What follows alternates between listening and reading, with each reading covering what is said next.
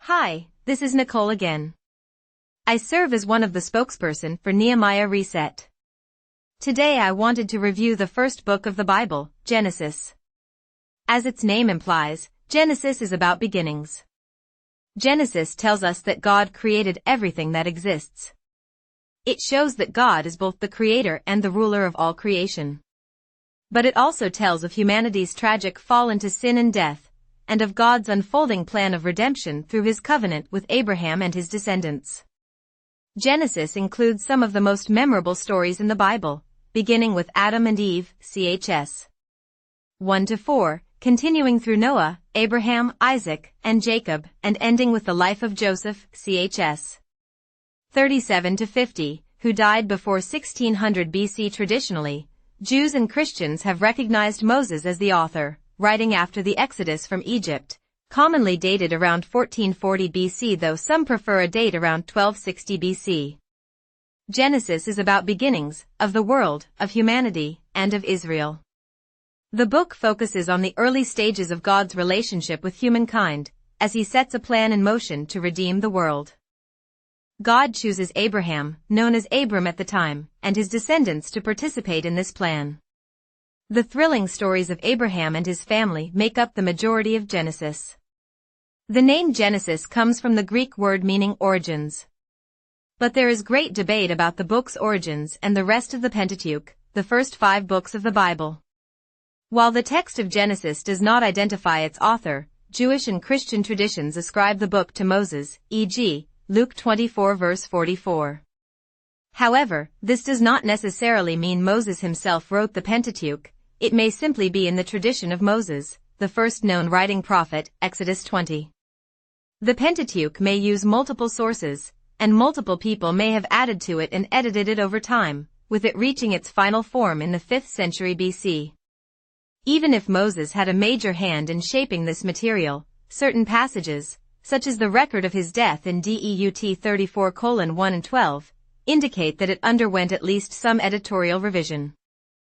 Genesis can be divided into 2 sections. First, Genesis 1-11 is known as the primeval history. This section describes creation and its corruption by sin, with passages about humanity's fall, Gen 3, Noah's Ark, chs. 6-9, and the Tower of Babel, ch. 11. The second section, the patriarchal narratives, chs.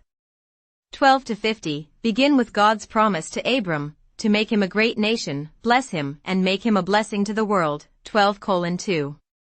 As the patriarchal narratives unfold, we discover how Abram and his descendants respond to this promise.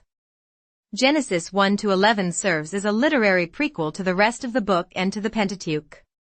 Israel's origin is set within the context of the origins of the universe, the earth, humanity, and separate people groups and languages. The section concludes with the introduction of Abram, 11:27-32, the major character of the patriarchal narratives and the forefather of the Israelites. As a backdrop to the Bible's message, Genesis 1-11 introduces us to God, known as Yahweh, showing his power in creation and revealing his expectations for humanity. In Genesis 12-25, God calls Abram to leave his home and move to a new land. God intends to show Abraham a land that he and his descendants will inhabit, the future land of Israel. God also promises that a great nation will descend from Abram and his barren wife, Sarai. As a sign of God and Abram's special relationship, called a covenant, God changes the couple's names to Abraham and Sarah, ch. 17. Holding on to a promise but still impatient, the couple decides for Abraham to have a son by Hagar, Sarah's servant. The son is named Ishmael. In spite of this, Sarah eventually gives birth to the son promised by God, Isaac. Isaac fathers twins, Esau and Jacob, 25:19, 36:43. Jacob, whose name God changes to Israel, has 12 sons, including Joseph. Through a series of challenging events, Joseph eventually claims a powerful role in Egypt's royal court, and his family joins him in Egypt where, unfortunately, they will one day be enslaved, chs. 37-50, see Exodus. At every stage of the story, characters take matters into their own hands and often suffer painful consequences, yet God remains faithful to his promises and his people, now known as Israel. An outline for the book of Genesis is as follows. 1. Creation, sin, and the early history of the nations, 1:1:11:32. 2. The life of Abraham, 12:1:25:18.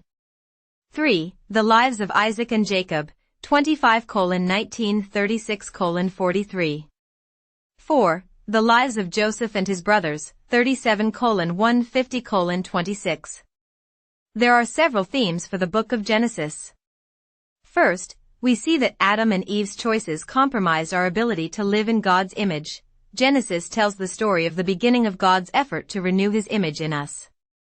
In Genesis, the people of Israel are selected to initiate God's grand plan of salvation by being a blessing to the world, a plan that is ultimately fulfilled in Jesus.